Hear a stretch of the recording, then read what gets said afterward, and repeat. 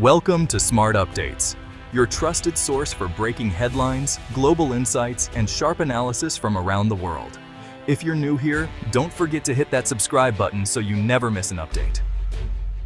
I don't think people understand just how high the stakes are in the South China Sea.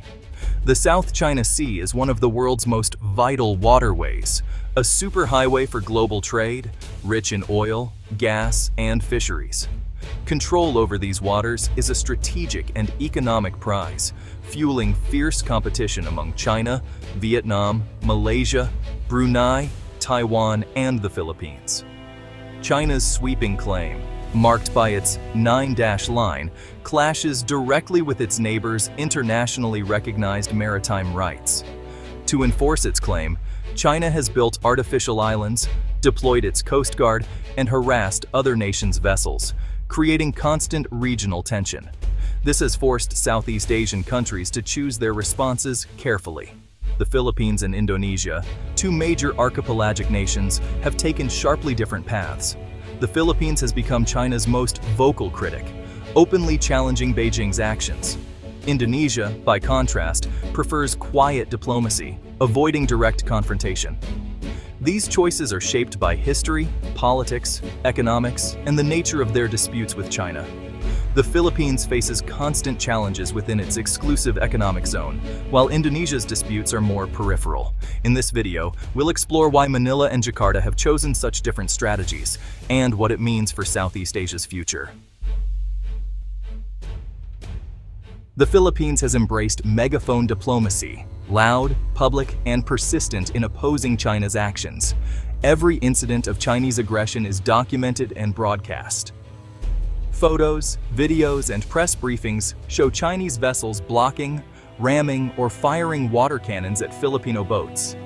This transparency is a deliberate policy shift under President Ferdinand Marcos Jr., reversing the previous administration's quieter approach.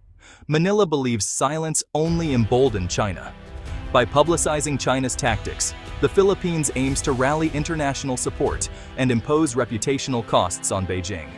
The strategy serves two goals: uniting Filipinos behind a tougher defense and appealing to allies like the US, Japan, and Australia for concrete support.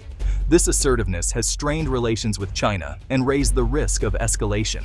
Yet for Manila, the risk of silence is greater, losing sovereign rights and resources. The Philippines is determined not to back down, using information as its weapon. It's a high-stakes gamble: confront China openly and hope the world responds. For now, Manila is betting that global attention and alliances can help it stand its ground. The megaphone is on, and the world is listening. A turning point for the Philippines was its 2016 victory at the Permanent Court of Arbitration, which invalidated China's 9-dash line under international law. China rejected the ruling, but Manila wields it as a diplomatic shield, citing it in every forum possible. The Philippines frames its dispute as a defense of international law, not just a territorial squabble. Manila also excels at public exposés, like the 2023 incident where a Chinese vessel targeted a Philippine ship with a military-grade laser, immediately publicized worldwide. Each resupply mission to the BRP Sierra Madre becomes a media event, documenting Chinese harassment. President Marcos Jr. and his government deliver strong, unified messages. The Philippines will not yield. Daily protests, forceful briefings, and a whole-of-government approach amplify the message. The world sees Manila's defiance as a national stance, backed by law and evidence. Indonesia's approach is the opposite: quiet, measured, and rooted in its tradition of free and active diplomacy.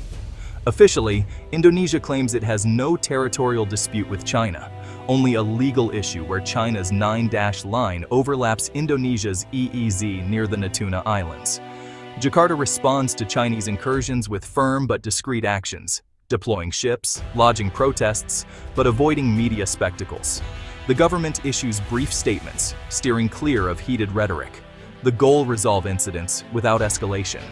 Indonesia's deep economic ties with China, its largest trading partner and investor, make open confrontation risky. Jakarta walks a tightrope defending its rights but keeping relations stable. Indonesia's restraint doesn't mean passivity. The country has quietly upgraded its military presence in the Natunas, extending runways, deploying advanced radars, and increasing patrols. When a Chinese flotilla entered its EEZ in 2019-2020, President Jokowi responded symbolically, holding a cabinet meeting on a warship in the area. Indonesia asserts sovereignty through action, not words. As ASEAN's de facto leader, Jakarta pushes for a binding code of conduct in the South China Sea, seeking to constrain China through regional rules. Indonesia also strengthens security ties with the US, Australia, and Japan, conducting joint exercises that send a subtle message to Beijing.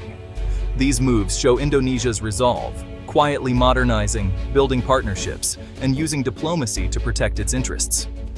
It's a strategy of subtle strength, not public confrontation. Jakarta's message: we defend our waters, but on our own terms. The Philippines and Indonesia's divergent strategies stem from their political systems, alliances, and domestic politics. The Philippines relies on its U.S. security alliance, giving it confidence to challenge China directly. President Marcos Jr. has revitalized this alliance, expanding U.S. access to Philippine bases as a deterrent.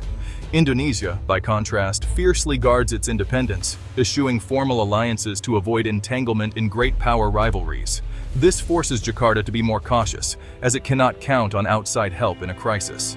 Domestic politics also matter. In the Philippines, the South China Sea is a hot-button issue, with strong anti-China sentiment and constant media coverage. Politicians are pressured to take a tough public stance. In Indonesia, the Natuna issue is less politicized. The public and media focus more on the economy and development. Many elites see China as essential for prosperity, giving the government space for a quieter, pragmatic approach. The result: Manila is pushed toward confrontation, Jakarta toward caution. Each country's strategy reflects its unique mix of alliances, public opinion, and economic priorities. Their choices are not just about China, they're about who they are as nations. And that shapes everything they do in the South China Sea. History shapes how both nations view China. The Philippines' identity is forged in struggles against larger powers, and its U.S. alliance shapes a culture of seeking external support. This history fuels a nationalist impulse to resist China's pressure. Indonesia's anti-colonial past and suspicion of foreign interference drive its strategic autonomy. Domestic sensitivities, including the presence of an ethnic Chinese minority, make open confrontation with Beijing more delicate. Public opinion reflects these differences. Filipinos overwhelmingly distrust China and support a tough stance. In Indonesia, views are mixed. Many value sovereignty, but also see China as an economic partner. This gives Jakarta flexibility to balance firmness with pragmatism. History, identity, and public sentiment all shape how each nation responds to China's rise. Recent events highlight the contrast. The Philippines has faced high-profile confrontations at Ayungin and Scarborough Shoals, broadcasting Chinese aggression to the world and rallying allies for joint patrols. Manila has filed record diplomatic protests and even considered new legal action over environmental damage. The strategy document publicize and mobilize support. Indonesia, meanwhile, responded to a Chinese survey vessel in the Natuna Sea with quiet firmness, dispatching a warship, summoning the Chinese ambassador, but keeping the incident low-key. Official statements were terse, and the focus remained on maintaining economic ties. Jakarta's priority: contain the situation, avoid escalation, and protect broader interests. The difference is stark. One nation shouts, the other whispers. The Philippines and Indonesia embody two paths for Southeast Asia in the South China Sea. Manila's assertive transparency confronts China head-on, risking conflict but defending sovereignty and international law. Jakarta's quiet pragmatism prioritizes stability and economic growth, seeking to manage, not solve, the problem. Each strategy has risks. Manila could face isolation or retaliation. Jakarta's caution could invite further encroachment. The choices of these two nations will shape the region's future. If Manila's approach rallies others, ASEAN could become more unified and assertive. If not, Indonesia's model of quiet management may prevail. The South China Sea remains a chessboard of economics, nationalism, and geopolitics. The world is watching to see which strategy, law and alliances, or economics and diplomacy will define Southeast Asia's future. As of November 2025, the contest continues in these troubled waters.